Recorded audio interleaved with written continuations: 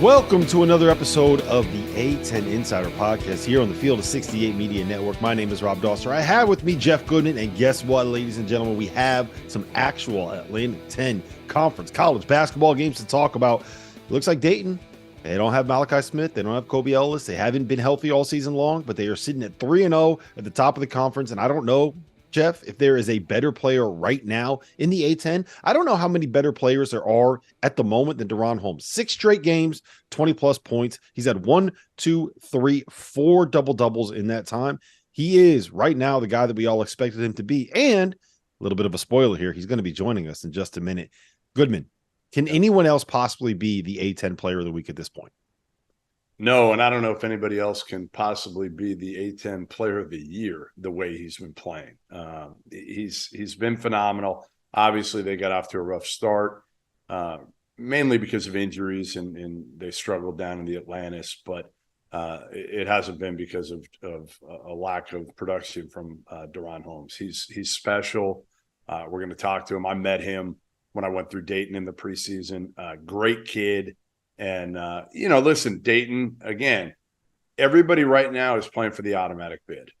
There's nobody in this league right now that's really got a good shot in at large, and we thought maybe St. Louis and Dayton would be in that position. But at this point, it's about getting going, getting momentum, dominating the league, which is what Dayton has started to do, and St. Louis has not done so far. Yeah. I mean, that's the surprise, Rob. The surprise, as much as, again, we want to be positive about the A-10, we've also got to be honest here. And honesty is that St. Louis was a team that I think we both had in our preseason top 25s. You don't do one, but you would have had you done one. And they have really struggled this year. And losing at UMass, the latest after losing against SIU Edwardsville a couple of weeks ago, this is something that Travis Ford's got to figure out, and he's got to try to figure out quickly.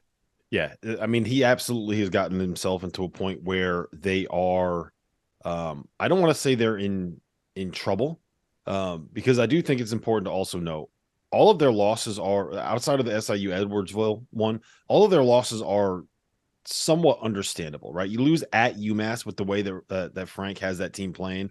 I don't think that that's the worst loss in the world.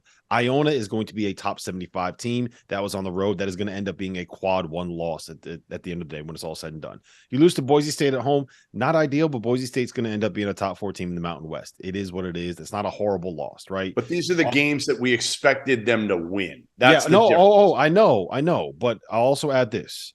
They have a win on a neutral court over Providence, who is currently in first place in the Big East. And they have a win at home over Memphis, who I know that they haven't been playing the best basketball lately, but that looks like a team that could end up being a tournament team and is a top 50 in the metrics. So it's not a complete disaster yet for St. Louis, but they got to start winning these games. And what it's going to come down to, Jeff, they have to start defending. You cannot be a sub 150 team in adjusted defensive efficiency and be able to win at the level that St. Louis wants to be able to win. They got to start. Travis told us that. That's exactly what he said at A-10 Media Day was, listen, we know we're going to be able to score points. Perkins is back, and, he hasn't been himself. He has not been himself this year.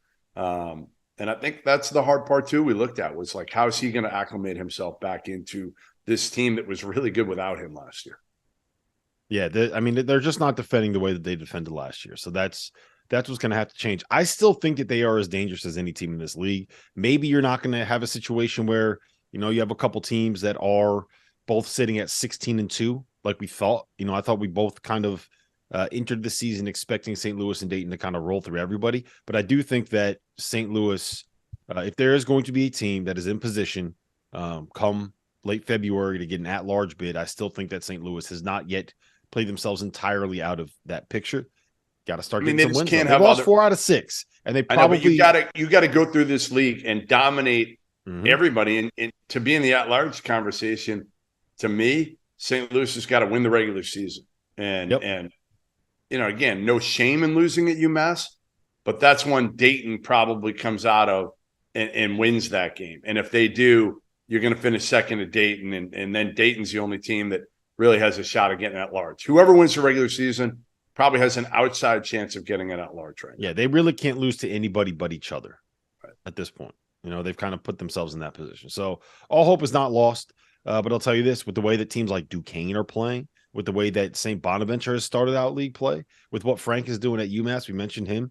It's the problem is what you're looking at right now is that it was not a great non-conference slate, but everybody is kind of peaking, and there still are good teams in this conference. Yeah, that's kind of the hardest catch-22 thing here. is the most difficult thing for a league like the A-10 is, and really for every league. I mean, you see it like Pac-12. It's no different.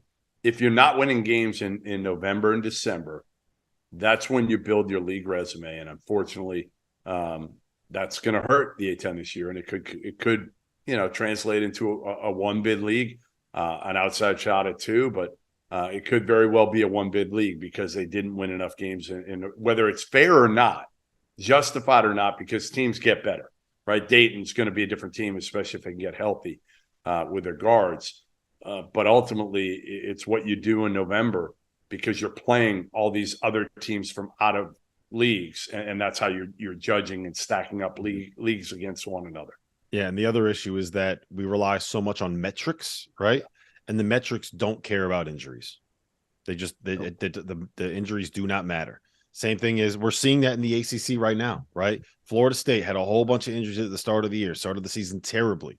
Now they're going to pick off some people in league play because they're getting healthy, but it's going to be a loss that just weighs down resumes. So Boston College. How about your boy? I know you mentioned it before, but your boy Keith Danbrock getting the win over VCU. Like, man, Duquesne. And you're like the biggest fan now. I've always been a member of the Keith Danbrock fan club, but now I brought you in, haven't I? I like him. I'm still I'm on the VCU bandwagon still. Yeah, love Rhodes, love the program. I know that it's not technically Havoc anymore, but I love like the Havoc. I love the band. What this conference needs, and if there's one thing that I would do, if I could like flip a switch, and the one thing that I would do is make George Mason and VCU be the two best teams in this league, because getting that rivalry going again would be a lot of fun. I don't know how many old school Atlantic 10 fans realize the level of dislike between those two fan bases, how passionate they can get, and the vibe in those buildings. They both have unbelievable bands. So we need to get those two teams good. That could change a lot of things. All right. We mentioned DaRon Holmes, player of the week. How do you view him nationally? Before we get into this interview with him, like, where do you kind of rank him nationally? How good is he overall? Is this a guy that, like, does he have a real chance of being an NBA player? Hell yeah. Absolutely. You talk to NBA guys, they love his potential because, he's so long. He's athletic. He plays hard. He's getting better and better, talented. He can play anywhere in the country and put up numbers. And, we got a lot of bigs that we talk about, the Zach Edey's, the Hunter Dickinsons, the Oscar Sheboy's. If you put DaRon Holmes on one of those programs, those blue blood programs, Armando Bacot out of Carolina, he would be putting up big numbers, kind of like he is at Dayton. He's that talented. And again, his upside is much higher than those guys. That's the difference. He's not a traditional. Now, I'll give him credit. He's not trying to do something, and we'll talk to him about this in a minute. He's not trying to do something that he's not comfortable with or not able to do. He's not out there jacking threes left and right. So I give him a lot of credit for that. But I think in time, you're going to see him be a guy in the NBA who's able to do that, who's able to step out and make shots from the perimeter as well as do work in transition, around the basket. Defensively, he can be a force with his ability to alter and block shots. And we will get into that interview with DaRon Holmes right now. Enjoyable kid. I think you guys are going to enjoy this interview. And we'll see you again after this interview and on the next episode of the A-10 Insider Podcast. All right. In 3, 2, 1. And I'm now thrilled to welcome on to the A-10 Insider Podcast, the star of the Dayton Flyers and one of the hottest players in all of college basketball, none other than DaRon Holmes. DaRon, what's going on, man? How you doing? Thanks for being here. Pretty well. How are you guys doing? I'm doing great. A lot better now that you're here and I don't have to just talk to Jeff. I'm gonna start you off with the easy one. I'm gonna start you off with a layup. All right. You've scored 20 straight points in the last 6 games. You are as hot as any player in the country right now. You are playing your team is playing the best basketball you've played this season. What has changed over the last month? What has clicked? How have you guys kind of gotten this going? I would just say our level of focus has been higher. We've been coming into each game, with more focus and intensity. So that's really been helping out a lot. Was that a result of like the slow start? Sometimes you just kind of have to, like we're Yeah, not going to be able to just walk through these games. sometimes, yeah, you can't just walk through the games. You got to understand each game matters. So we're starting to figure that out more and come together as a team.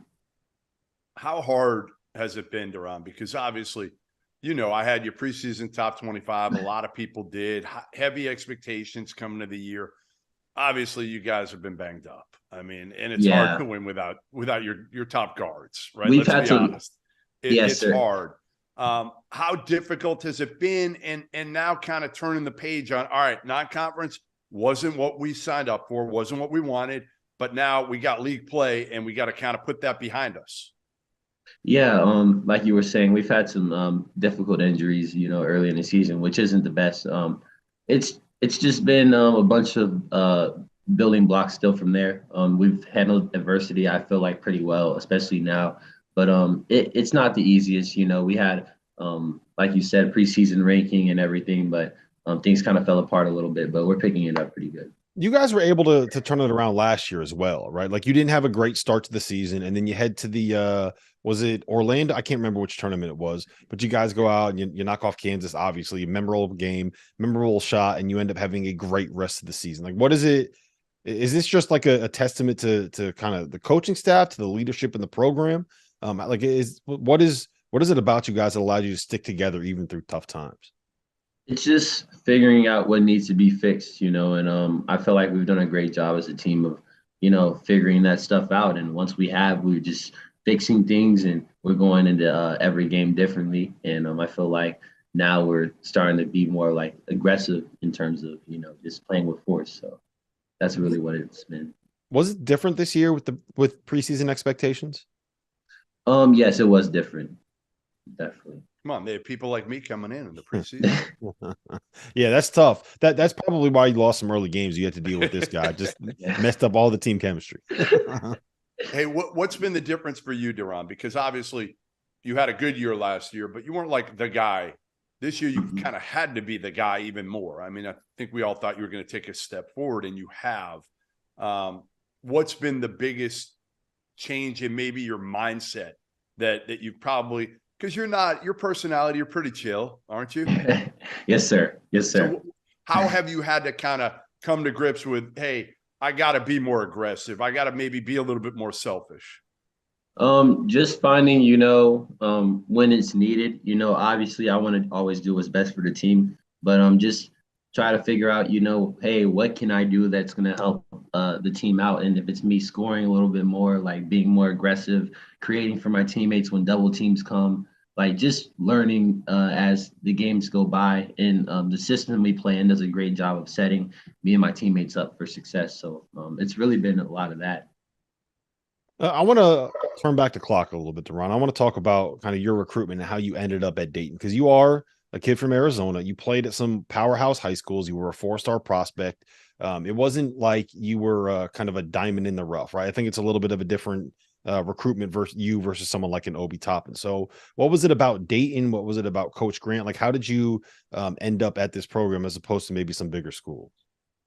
Honestly, like when they were recruiting me, just the culture they had here. It seemed like the fans were amazing, and the coaching staff were just second to none here. Like we're all a big family. I could just tell by the way they would talk, to me. It wasn't always, how some coaches when they're recruiting you, they're always like they might gaslight you or tell you some things that might be a little too good to be true sometimes. But they did a great job here at Dayton of being level-headed and giving me an example of hey, this is what you can do to become the best version of yourself. And I came here and they weren't lying about anything they told me, so it's been honestly a great experience. Did it help seeing a guy like Obi? I mean, obviously, while you're being recruited, he's out there, National Player of the Year caliber. I forget, was he a top 10 pick, number 7 pick, something like that? Like, how did that help intrigue you? It really did, because Obi, I could tell he's a guy who works very hard, and you put him together with the right people around him, and he became a unicorn like he is. So I felt like just looking and watching the way he played, the way he runs the floor and does everything, I felt like, although I don't play exactly like him, I feel like I have some similarities in that if I can, come and trust the process over here at Dayton, then, hopefully one day I can be in a great position for myself as well. Who is? You said you don't play exactly like him. Give me the big that you think you're the closest to in the NBA right now. Closest to. That's a good one. A lot of I hear Nicholas Claxton. I don't know. That's a good one. It's crazy because nowadays the NBA is a lot of, you know, different types of players. Everybody plays different, but it's more like perimeter oriented, like more mobile, running the floor. So I feel like, it could be a different amount of guys. I just try to play my game though at the same time. Well, you are mobile. You block shots. You've shot a few more threes this year. Yes, not sir. a ton, not a ton, which is cool to me because everybody now wants to shoot the three if they're big. Everybody. I mean, it doesn't matter. If they can't shoot it, it doesn't matter. They want to and they try to. How difficult is that for you to kind of fight within yourself of like, all right, I see all these other big shooting threes, but I know the team needs me to be able to score around the basket. That's where I'm better served. Right. Like it's just about finding what's best like for the team, at a time. I want to be able to shoot threes and be a three-level scorer. I think my percentage is pretty good right now from the three-point line. So it's just about taking the right shot, because I could just go up and bomb up threes, and I could say I got better at shooting threes, but at the same time, it's like, that's not really, my full game. I want to be a three-level scorer. So it's just about the right shot at the right time. So if I continue to grow and progress, then I will eventually start to take more. But I love that about you. Right, I do. I think it's something that too many guys, the NBA, right? The NBA is telling you, well, you got to expand your game. You got to make shots from the perimeter. And you kind of get away from, all right, like I get it. For my development, that will help. But for my team winning, that may not be the best thing. So I listen, to me, I think it's really cool that in time, you'll be able to do it. Yes, sir. Yeah, I think it will come for sure. Who do you, when you watch film of NBA guys, college guys, whoever it is, when you watch tape and guys try to break down their game and model what you do after them, who is it? Which players? Ooh, that's a good question. I try to look at a variety of guys. I like to watch a lot of Draymond Green, even though I don't really play too much like him. I like his IQ on the court, especially on the defensive end. So it's just I like watching guys who might not have the most athleticism, but know how to make plays still, because that takes a lot of skill to me to be able to do that. Just seeing guys that can do that. So any guys that are able to break down either defenses or offenses and just like make certain plays in certain situations. Like I like seeing that type of stuff. I got a great one for you. All right. So I've known Anthony for 20 plus years. Okay. So I've seen him loosen up a little bit. A lot of people have not, right? A lot of people kind of see that like tough exterior. He'll crack the smile, but a lot of times he doesn't show a ton of emotion. Right.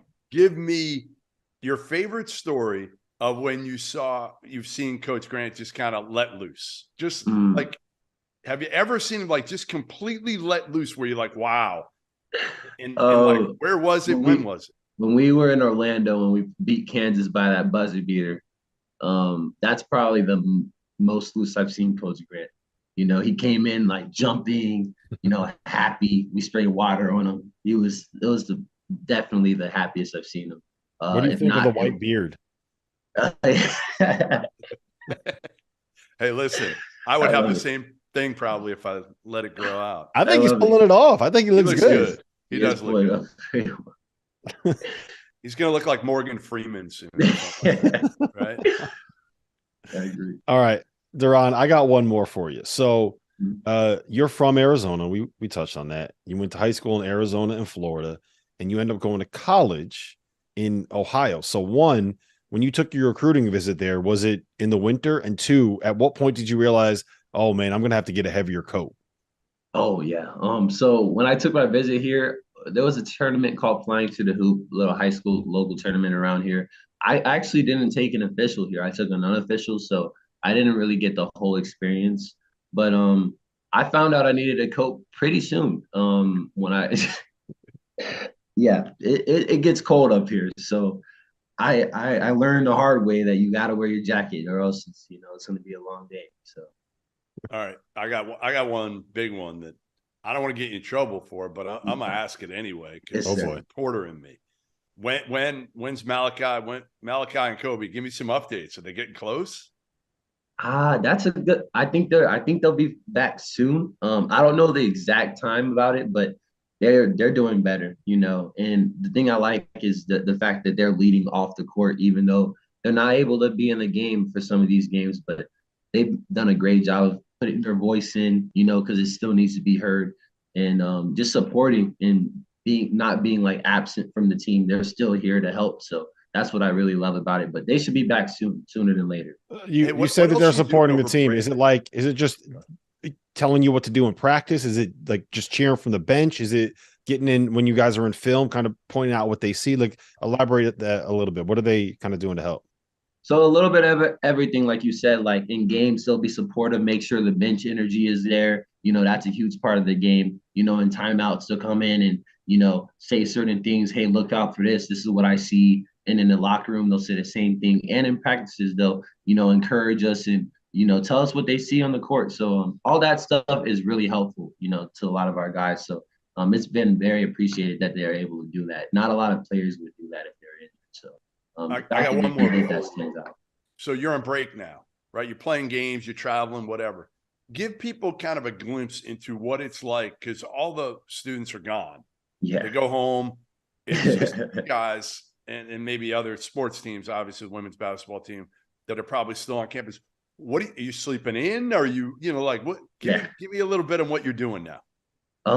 Sleeping in, I would say a lot, getting in the gym, just extra reps on certain things, eating, just doing the same things really, but it's just hard because not that many students are on campus. So I don't see that many people around right now. They get to go home and they're enjoying I'm enjoying it too, but they're home with their families and stuff. But it's just more sleep, you don't really have to worry about school right now. So it's just being able to sleep in and, just enjoy the time.